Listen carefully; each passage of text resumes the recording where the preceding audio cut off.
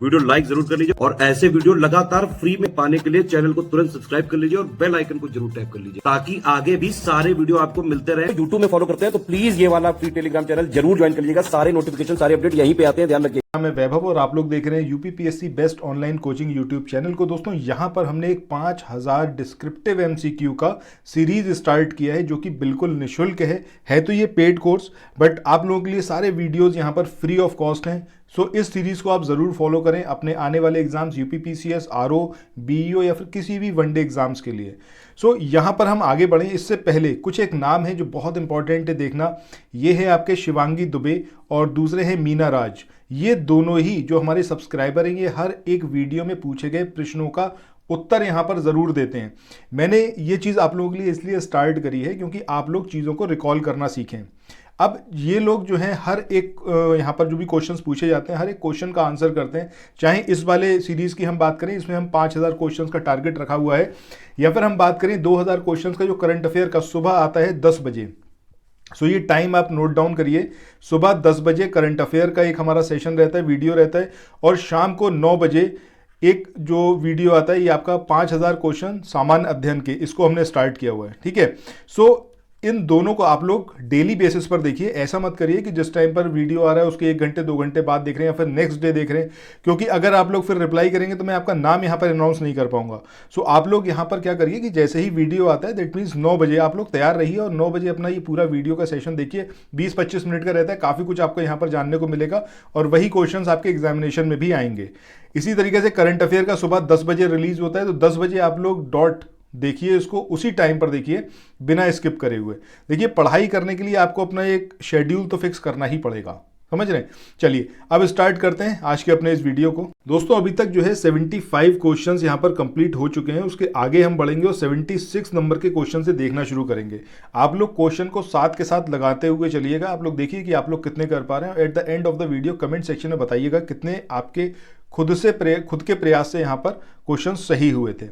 अच्छा, एक चीज़ और आगे बढ़ें इससे पहले, अगर आप पहली बार चैनल पर आए हैं तो चैनल को सब्सक्राइब करना बिल्कुल ना भूलें और डेली सुबह 10 बजे और शाम को 9 बजे ये 2 वीडियो ज़रूर देखें। इसके अलावा जो हमारे शॉर्ट्स आते हैं, शॉर्ट्स को तो आप बिल्कुल भी मिस मत करिए। देखिए हार्डली 1 मिनट का शॉर्ट रहता है, इससे ज़्यादा नहीं रहता है, बट ये 1 मिनट का शॉर्ट, इसमें आपका यूपी स्पेशल भी कवर अप हो रहा है, यूपी करंट अफेयर। इसके अलावा जो बहुत ज़्यादा इंपॉर्टेंट करंट अफेयर है वो आपके शॉर्ट की फॉर्म में आपको डेली बेसिस पर देखने को मिलते हैं, उसको ज़रूर देखिए। प्लेलिस्ट में जाइए, प्लेलिस्ट में प्रीवियस जो वीडियोस पड़े हुए उन सबको देखिए, बहुत इंपॉर्टेंट है। अच्छा, एक चीज़ और यहाँ पर बोलूँगा कि अगर आप लोग सीरियस एस्पिरेंट हैं, यूपी पीसीएस के लिए आप लोग प्रिपेयर कर रहे हैं या फिर समीक्षा अधिकारी के लिए या फिर बीईओ के लिए या फिर किसी भी वनडे एग्जाम के लिए, so study for civil services से बेहतर कंटेंट कोई भी प्रोवाइड नहीं करता है। तो यहाँ पर आप इन कोर्सेज को परचेज कर सकते हैं उस पर्टिकुलर एग्जाम के लिए जिसके लिए आप प्रयास कर रहे हैं।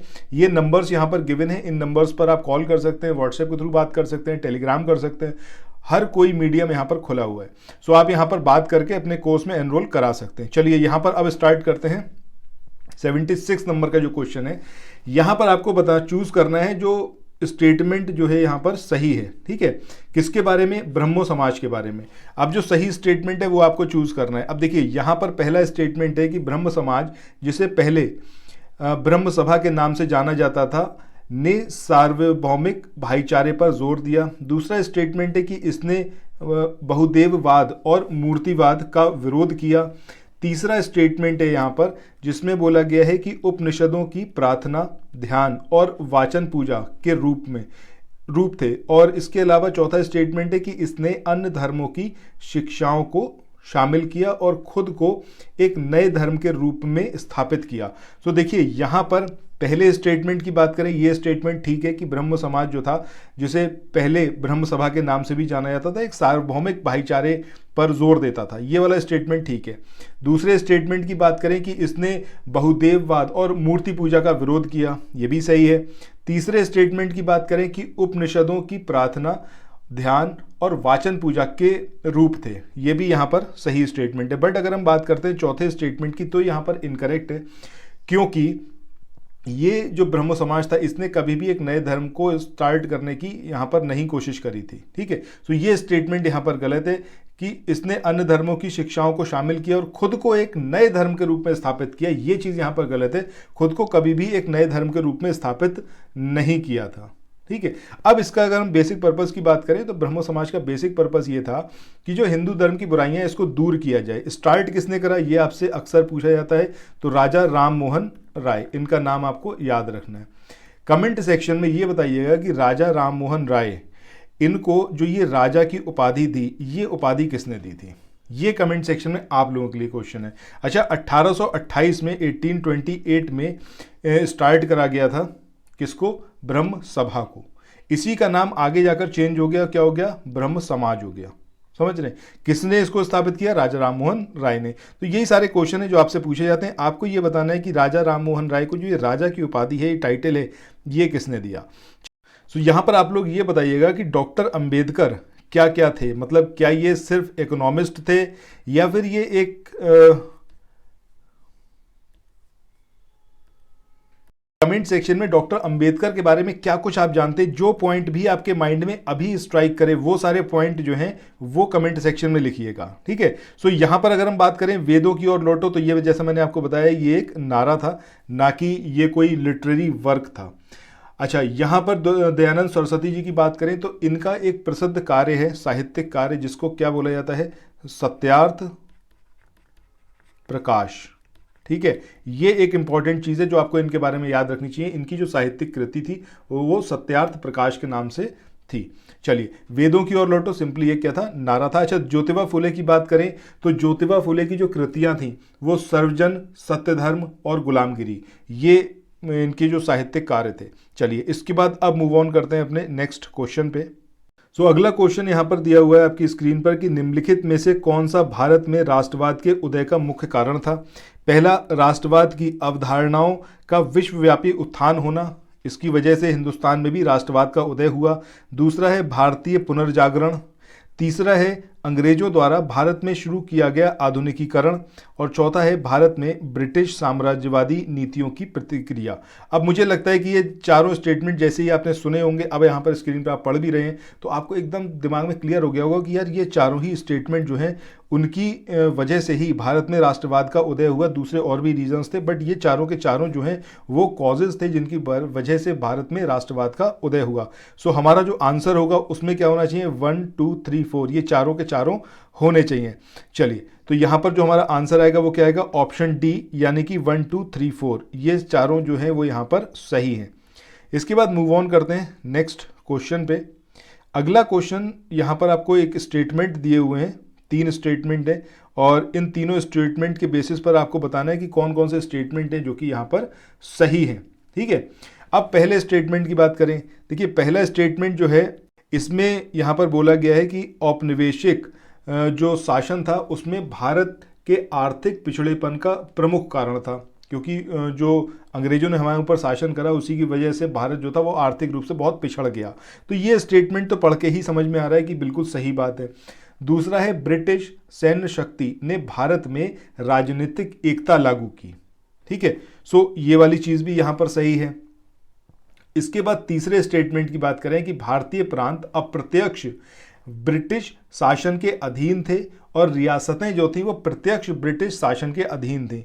भैया, जैसे ही आप पढ़ रहे हो ना, यहाँ पर आपको एकदम क्लियर समझ में आ रहा होगा कि जो भारतीय प्रांत थे उन पर तो अंग्रेजों का डायरेक्ट कंट्रोल था, डायरेक्ट अंग्रेज जो थे उसको गवर्न करते थे।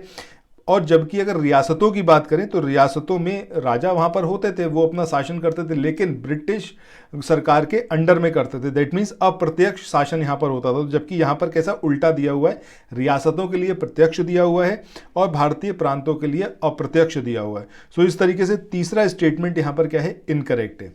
आपको चूज करना है जो सही स्टेटमेंट है, तो सही स्टेटमेंट पहला और दूसरा होगा। तो सही आंसर हमारा क्या होगा यहाँ पर? ऑप्शन डी, यानी कि केवल 1 और 2। इसके बाद क्वेश्चन नंबर 81 की बात करें। यहाँ पर जो स्टेटमेंट दे रखे हैं इसमें आपसे पूछा गया है कि ब्रिटिश भारत में किसका योगदान नहीं था। ठीक है, अब अगर हम सबसे पहले बात करते हैं पेशेवर सिविल सेवा, तो ऑब्वियस सी बात है भैया, इनका तो योगदान था। इन्हीं के थ्रू अंग्रेजों ने पूरा गवर्न करा था इंडिया को, तो इसका तो योगदान था। अब आपको चूज करना है जिसका योगदान नहीं था। ठीक है, दूसरा दिया हुआ है कि भारत की राजनीतिक एकता। अगर हम बात करें जब तक ब्रिटिश नहीं आए थे तब तक हिंदुस्तान अलग अलग टुकड़ों में विभाजित था, अलग अलग राजा महाराजा वहाँ पर शासन करते थे इंडिया में अपने। सो जब अंग्रेज यहाँ पर आए तो इन्होंने धीरे धीरे पूरा एक कानून का दायरा बनाया और उसी के अंडर पूरा एडमिनिस्ट्रेशन को चलाया। तो राजनीतिक एकता किसकी वजह से आई? ब्रिटिश की वजह से ही आई। अब इसके बाद अगर हम यहाँ पर बात करें कि भारत में सांस्कृतिक एकता और पंचायती राज, तो देखिए इन दोनों का कोई यहाँ पर लिंक नहीं है, ठीक है, ये यहाँ पर हमारे नहीं है, इनका कोई योगदान नहीं है। तो इस तरीके से हमारा जो आंसर होगा वो कौन सा होगा? केवल 1 और 2, यानी मतलब जो सही वाले हैं वो कौन सा होगा? 1 और 2, जो गलत वाले हैं वो कौन सा होगा? 3 और 4। तो यहाँ पर जो आंसर होगा वो कौन सा होगा आपका? केवल 3 और 4, यानी कि ऑप्शन बी जो होगा वो यहाँ पर सही होगा। चलिए इसके बाद नेक्स्ट क्वेश्चन यानी कि क्वेश्चन नंबर 82 की तरफ मूव ऑन करते हैं। क्वेश्चन नंबर 82 की बात करें, यहाँ पर आपको ये स्टेटमेंट दे रखे हैं और आपको बताना है कि भारतीयों पर अंग्रेजी शिक्षा का क्या प्रभाव पड़ा। इस चीज़ को आप दिमाग में रख के सारे स्टेटमेंट पढ़िए, आंसर आपको अपने आप मिलेगा। पहला है कि अगर अंग्रेजी शिक्षा जो भारतीयों ने पढ़ी तो उसकी वजह से उनके अंदर आध्यात्मिकता का जो सोच थी वो उसका प्रसार हुआ। तो ऑब्वियस सी बात है ये स्टेटमेंट तो गलत है कि अध्यात्म से कोई मतलब ही नहीं है ब्रिटिश के द्वारा जो शिक्षा यहाँ पर दी गई उससे। दूसरा है कि उदार और कट्टरपंथी पश्चिमी विचारों का प्रसार, ये एकदम सही है भैया। क्यों सही है? क्योंकि ऑब्वियस सी बात है जब हम अंग्रेजों की शिक्षा को ग्रहण कर रहे हैं तो उनकी तरह धीरे धीरे सोच हमारे अंदर डेवलप होगी। इसके बाद नेक्स्ट यहाँ पर जो स्टेटमेंट है इसमें आपसे बोला गया है कि एक दूसरे के साथ संवाद करने के लिए विभिन्न भाषाई क्षेत्रों में मदद की। ऑब्वियस सी बात है उस टाइम पर जब भारतीय थे वो ब्रिटिश के साथ किस तरीके से संवाद करते? अगर उन्होंने अंग्रेजी शिक्षा ग्रहण करी होती तो उनके लिए इजी हो जाता। तो ये स्टेटमेंट भी सही है। इसके बाद राष्ट्रीय नेतृत्व प्रदान करने में भी मदद की, तो this statement is also correct. तो इस तरीके से सेकंड, थर्ड एंड फोर्थ ये 3 स्टेटमेंट यहाँ पर सही है। तो आंसर क्या आएगा आपका? Option C. चलिए नेक्स्ट क्वेश्चन पे चलते हैं। अगला क्वेश्चन यहाँ पर जो आपकी स्क्रीन पर दिया हुआ है ये वेल्वी कमीशन के बारे में है। इसकी स्थापना ब्रिटिश सरकार ने की थी भारतीय विश्वविद्यालयों में शैक्षिक सुधार लाने के लिए, मोंटेग चेम्सफोर्ड सुधारों की डायरकी के कामकाज की जांच करने के लिए, सरकारी योजना की प्रगति की जांच करना और सुधार के लिए नए कदम सुझाना, या फिर ब्रिटिश भारत सरकार द्वारा अनावश्यक खर्चों में पूछताछ करना। तो देखिए इसका सही आंसर क्या होगा आपका? ऑप्शन डी, यानी कि ब्रिटिश भारत सरकार द्वारा अनावश्यक खर्चों में पूछताछ करना। ये एक यही एक काम था जिसकी वजह से वेल्वी कमीशन की स्थापना की गई थी। कमेंट सेक्शन में आप लोग बताइएगा कि इसका ईयर ऑफ फॉर्मेशन क्या था या फिर ईयर ऑफ एस्टेब्लिशमेंट क्या था। ये कमेंट सेक्शन में आप लोग बताइएगा। चलिए इसके बाद अब हम चलते हैं नेक्स्ट क्वेश्चन पे यानी कि क्वेश्चन नंबर 84। सो अगले क्वेश्चन की यहाँ पर हम बात करें। इस क्वेश्चन में आपको ये स्टेटमेंट दिए हुए हैं भारत से धन की निकासी के जो कारण है वो ये कारण यहाँ पर बताए गए हैं। पहला है लूट और कराधान। आपको ये बताना है कौन कौन से स्टेटमेंट यहाँ पर ठीक है, मतलब कारण है ये भारत से धन की जो निकासी हुई ब्रिटिश टाइम में उससे रिलेटेड है ये। दूसरा स्टेटमेंट दिया हुआ है कि भारत में अंग्रेजों का रोजगार। तीसरा स्टेटमेंट है कि भारत में ब्रिटिश राजधानी का निवेश। चौथा स्टेटमेंट है यहाँ पर मुक्त और असमान व्यापार। और 5वां स्टेटमेंट है यहाँ पर व्यापार स्टर्लिंग असंतुलन। सो ये जो पांचों स्टेटमेंट है, पांचों के पांचों स्टेटमेंट यहाँ पर सही हैं भारत से धन की निकासी के जो रीजन थे, ठीक है। सो इस तरीके से आंसर जो होगा हमारा क्या होगा? Option D.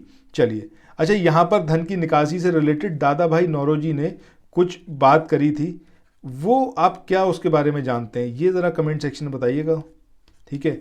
जो ड्रेन ऑफ थ्योरी दी थी, ड्रेन ऑफ वेल्थ थ्योरी दी थी दादा भाई नौरोजी ने, कब दी थी और क्या उसका मतलब था, ये चीज कमेंट सेक्शन में आप लोग बताइएगा। इसके बाद अब हम आज के आखिरी क्वेश्चन यानी कि क्वेश्चन नंबर 85 पर आ चुके हैं। बात करते हैं क्वेश्चन नंबर 85 की। यहाँ पर जो ये स्टेटमेंट दिए हुए हैं, पहला स्टेटमेंट जो है यहाँ पर ये दिया हुआ है कि डफरिन ने राष्ट्रवादियों को देशद्रोही, ब्राह्मण, नमक हराम बाबू इस तरीके की संज्ञा देते हुए कांग्रेस की निंदा करी थी। दूसरा स्टेटमेंट है कि सर सैयद अहमद खान ने कांग्रेस के प्रचार का मुकाबला करने के लिए यूनाइटेड इंडियन पेट्रियटिक एसोसिएशन का आयोजन किया, ठीक है। अब आपको बताना है कौन सा स्टेटमेंट यहाँ पर गलत है। तो देखिए पहला जो स्टेटमेंट है वो सही है, डफरिन ने ये चीज़ बोली थी, कांग्रेस की निंदा करी थी और डफरिन ने कांग्रेस को ये भी बोला था कि ये जो है देशद्रोह का कारखाना है। इस स्टेटमेंट को जरूर याद रखिएगा कि डफरिन ने कांग्रेस के लिए बोला था कि ये देशद्रोह का कारखाना है। इसके बाद अगर हम बात करते हैं कि जो ये सर सैयद अहमद खान थे या फिर राजा शिव प्रताप की बात करें जो बनारस के थे, इन दोनों लोगों को ब्रिटिश सरकार ने सपोर्ट करा था ताकि ये जो है सामान्य जनमानस को ब्रिटिश के अगेंस्ट जाने से रोकें। ठीक है। और सर सैयद अहमद खान की बात करें तो इन्होंने यूनाइटेड इंडियन पेट्रियटिक एसोसिएशन का गठन किया था। तो इस तरीके से यहाँ पर हम देखें सो ये दोनों ही स्टेटमेंट सही हैं। अब आपको ये बताना है कि कौन सा गलत है। तो ऑब्वियसली बात है, ना पहला गलत है ना ही दूसरा गलत है। तो आंसर क्या होगा आपका? Option D. सो इसके साथ आज के इस वाले सेशन को यहाँ पर एंड करते हैं। देखिए, नंबर ऑफ क्वेश्चंस को हम चाहते हैं कि हम बढ़ाएं, बट उसमें एक थोड़ा सा कंडीशन है कि अगर आप लोग वीडियो कंप्लीट देखें तब तो मज़ा आएगा। ठीक है, मतलब जब तक आप लोग कंप्लीट नहीं, वो एंथुजियाज्म नहीं आता कि हाँ और लेंथी वीडियो बनाया जाए और क्वेश्चंस इंक्लूड करे जाएं। सो मैं ये चाहूँगा कि आप लोग प्लीज़ हर एक वीडियो को कंप्लीट देखें और जितने क्वेश्चंस पूरे वीडियो में पूछे जाते हैं हर एक क्वेश्चन का रिप्लाई ज़रूर दें कमेंट सेक्शन में। कोई भी बात है, कोई भी आपका फीडबैक है, वो भी आप ज़रूर बताएं। और ये एक चीज़ थी। इसके अलावा अगर पहली बार आप चैनल पर आए हैं और आपने चैनल अभी तक सब्सक्राइब नहीं करा है, सो आई रिक्वेस्ट यू कि चैनल सब्सक्राइब करें, नोटिफिकेशन के बेल के आइकन को ज़रूर प्रेस करें। साथ ही अगर आप पीसीएस के लिए, आरओ के लिए, बीईओ के लिए या फिर किसी भी वनडे एग्जाम के लिए प्रिपेयर कर रहे हैं, so study for civil services से बेहतर प्लेटफॉर्म दूसरा आपको नहीं मिलेगा। यहाँ पर आइए और ये जो कोर्सेज हैं उसमें एनरोल कराइए ताकि आपकी जो सफलता है वो इंश्योर हो पाए। चलिए, इसके साथ ही आज के इस वाले सेशन को यहाँ पर एंड करते हैं। कुछ भी आपका विचार रहा हो ज़रूर बताइएगा। चैनल सब्सक्राइब करना बिल्कुल मत भूलिएगा। अगर ये वीडियो पसंद आए तो भैया लाइक का एक प्रेस तो बनता है, एक बटन, मतलब एक बार तो दबाइए लाइक। ठीक है, तो ये तो करिए। इसके अलावा शेयर करना बिल्कुल मत भूलिएगा। व्हाट्सएप स्टेटस पर, फेसबुक का जो प्रोफाइल है आपका, वहाँ पर शेयर करिए वीडियोस को। ठीक है, तो फिर मिलते हैं नेक्स्ट वीडियो में। Till then thank you so much. शाम को या फिर कहें तो रात को 9 बजे और सुबह 10 बजे, ये दो टाइमिंग है। दो हमारे वीडियोस आएंगे जिसमें आपको एक सामान्य अध्ययन का और एक करंट अफेयर का रहेगा। दोनों को रेगुलरली वॉच करिए और क्वेश्चंस के आंसर जरूर करिए। Thank you so much.